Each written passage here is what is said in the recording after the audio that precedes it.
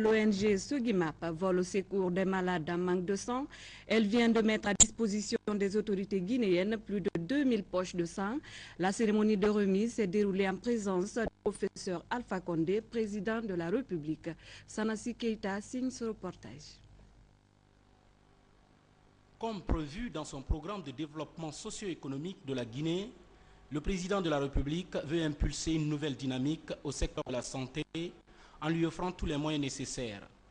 Justement, c'est dans cette optique que l'ONG Sogimap, grossiste et répartiteur en pharmacie, est venu appuyer le ministère de la Santé et de l'Hygiène publique en mettant à sa disposition un don non remboursable de 2110 poches de sang pour encourager les donneurs en vue d'aider les nécessiteux alités.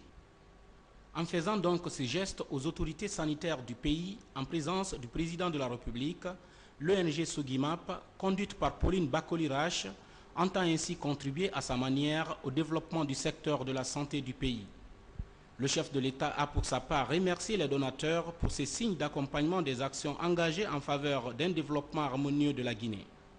Le professeur Alpha Condé a en outre appelé tous les responsables des services sanitaires du pays à relever rapidement toutes les difficultés auxquelles ils se trouvent confrontés dans l'exercice de leur profession en vue de les corriger progressivement.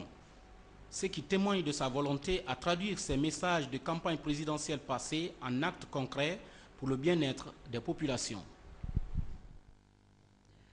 Comme annoncé dans les titres, la campagne agricole 2011 se poursuit à l'intérieur du pays. L'opération a été officiellement lancée à Conakry, à Kindia, par le ministre des Audits, du contrôle économique et financier.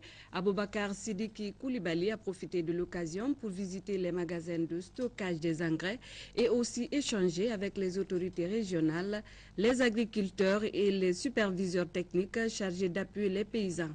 Mohamed Sankon signe ce reportage.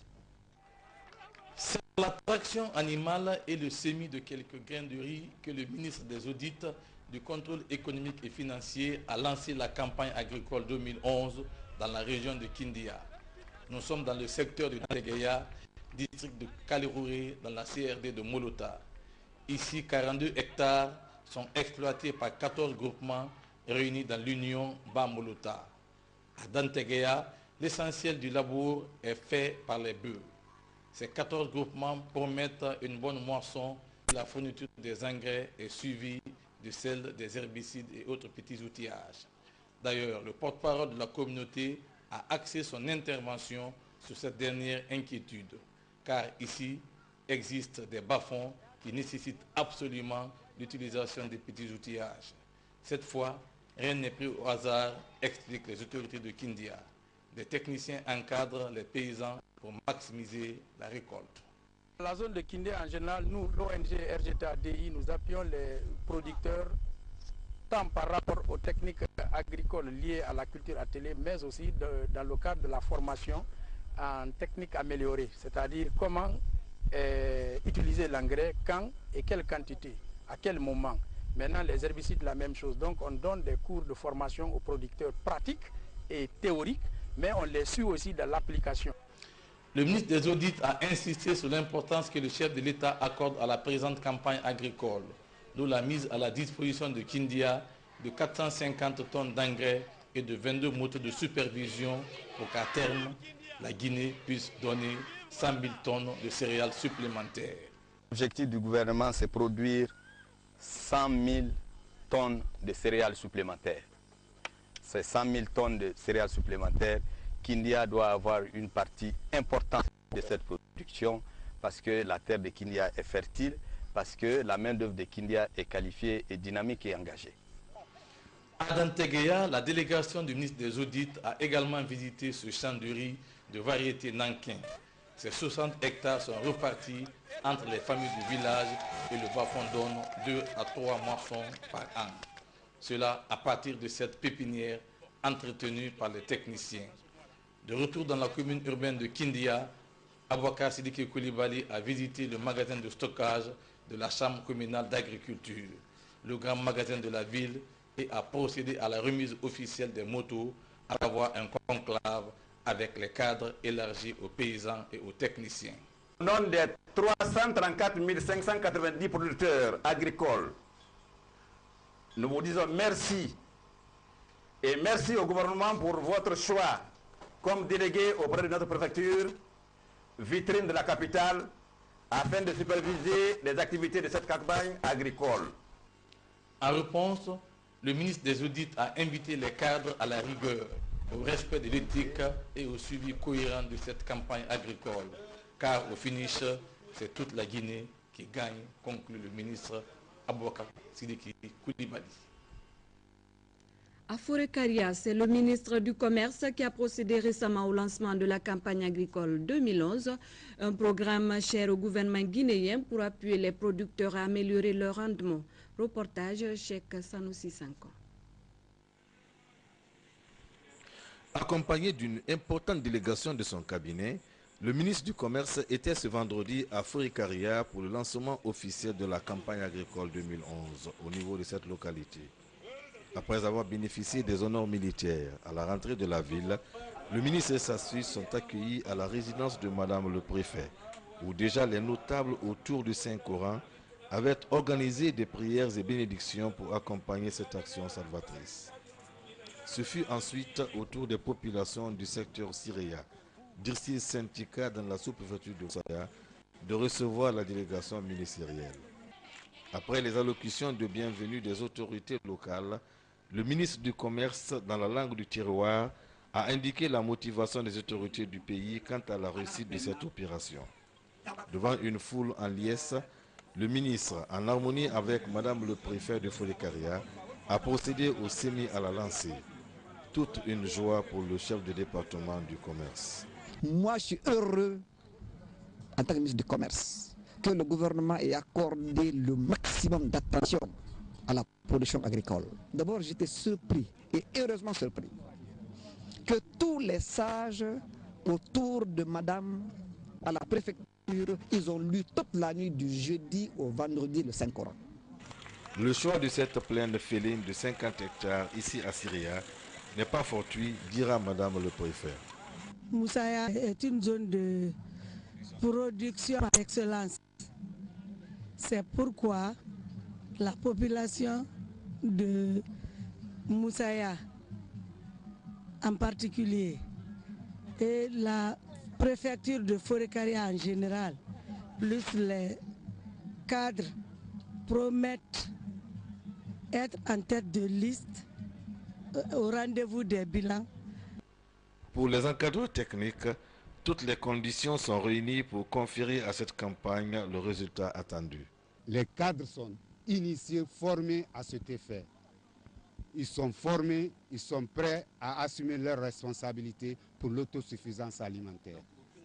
Cette autoplaine Yigita de 650 hectares, toujours dans le même district, a aussi été visitée par le ministre et sa suite avant de procéder à la remise officielle de 23 motos à Madame le Préfet pour les conseillers agricoles et encadreurs techniques en vue de leur faciliter le contrôle et le suivi des opérations de toute l'étendue de la préfecture. La présidente du Conseil national de la communication entend établir un partenariat avec les différents départements ministériels pour la soutenir dans sa mission de régulation des médias. Martine Condé s'est donc rendue ce matin au ministère des Postes et Télécommunications pour faire son plaidoyer. Le compte-rendu de Safiatou Condé. À l'heure du changement prôné par le nouveau gouvernement, le Conseil national de la communication ne possède pas totalement les moyens de sa politique. À cet effet, Martine Condé entame une série de rencontres avec les différents départements pour doter son institution de l'équilibre dont elle a besoin. Elle demande ainsi un partenariat entre les services de la communication et son institution pour soutenir l'exercice 2011-2012 dont elle a charge d'accomplir. Nous avons des ambitions pour sortir des sentiers battus et conférer à notre institution tout le prestige qui fait sa raison d'être. Au titre de ces ambitions, nous pouvons noter en priorité la construction d'un siège digne de nom pour le CNC, la mise en place d'un espace audiovisuel, l'équipement technique du centre de monitoring et l'acquisition de moyens de transport. Ainsi, le ministère des Postes et Télécommunications et des Nouvelles Technologies de l'Information a été le premier département qui a reçu la présidente du CNC et ses cadres dans le but d'un plaidoyer pour une bonne régulation des médias en Guinée. Je peux rassurer le CNC que les doléances sont écoutées. Nous avons l'obligation d'accompagner le CNC. C'est une obligation, je le dis de passage. Nous ferons de nos mieux. Et nous ferons le plaidoyer pour eux auprès des autres départements et encore auprès du gouvernement. Il est important d'imaginer des scénarios pour qu'on sorte, comme elle le dit quelque part dans son discours, de la situation actuelle que nous vivons. Nous sommes obligés de le faire et le plus rapidement que possible. Après ces échanges fructueux et pleins de promesses, la présidente du NC et ses cadres ont visité le service technique de roaming de la Sotelgui où se passe l'une des phases les plus importantes de la communication. À quoi le centre de contrôle et de surveillance du trafic de l'autorité de régulation des postes et télécommunications, ARPT, a été le point final visité par la délégation. 56 000 $ américains, soit 400 millions de francs guinéens, c'est le montant alloué aux organisations de la société civile et ONG au titre de l'année fiscale 2011, un geste de la Banque mondiale pour soutenir les efforts du gouvernement guinéen dans la lutte contre la pauvreté. Compte rendu Guinéen Sané. Au titre de l'année fiscale 2011, 10 ONG ont été retenues par le programme des petites subventions du Fonds de la société civile. C'est un geste de la Banque mondiale pour soutenir les efforts du gouvernement guinéen dans la réduction de la pauvreté. Le montant de cette subvention s'élève à 56 000 $, environ 400 millions de nos francs. L'objectif est de renforcer la voix et l'influence des groupes démunis et marginalisés dans le processus de développement socio-économique. À travers ce programme Fonds pour la société civile, la Banque mondiale entend impliquer directement la société civile et instaurer une synergie plus grande entre le gouvernement et la société civile aux différents stades du processus de développement de la lutte contre la pauvreté. J'adresse au nom de la Banque mondiale mes félicitations aux heureux bénéficiaires et j'ose espérer qu'ils vont utiliser les fonds reçus de façon efficiente afin d'atteindre les objectifs escomptés. Pour le représentant du ministre de la décentralisation, la Banque mondiale, à travers le Fonds de la société civile, s'est toujours distinguée en appuyant le gouvernement dans le cadre du renforcement des capacités des organisations non gouvernementales dans leur engagement civique. Je voudrais seulement attirer l'attention des bénéficiaires que, avec la troisième république du professeur Alpha Condé, que nous tenons beaucoup à la transparence dans la gestion des fonds publics. Les ONG, avant vous, certaines ONG ne bondissaient que des opportunités. Et quand elles apprennent qu'il y a un fonds de la part d'une institution, chacun prépare son projet pour aller vers l'institution. Et cette fois-ci, nous ne donnerons pas l'occasion aux ONG de détourner les fonds publics. Satisfaite, la porte-parole des ONG a parlé de la confiance que la Banque mondiale a placée en elle et s'engage à exécuter correctement les projets et les critères du Fonds de la société civile de la Banque mondiale. Chaque ONG s'emploiera activement pour obtenir les résultats escomptés afin de renforcer la crédibilité des organisations non gouvernementales guinéennes auprès de cette institution financière prestigieuse qui est la Banque mondiale. Cette année, l'engagement civique reste le thème principal. Dans l'exécution de ce programme, la mission de la Banque mondiale en Guinée a choisi de donner la priorité aux ONG œuvrant dans l'amélioration des conditions de vie et la participation au développement des femmes, des jeunes et des communautés. La cérémonie a pris fin par la remise des lettres d'accord du Fonds d'assistance à la société civile. Les assemblées annuelles de la Banque africaine de développement viennent de se tenir en Espagne. Le gouvernement guinéen était représenté à cette rencontre 46e du genre par la délégation conduite par le ministre de l'économie et des finances, Alassane Diogobari.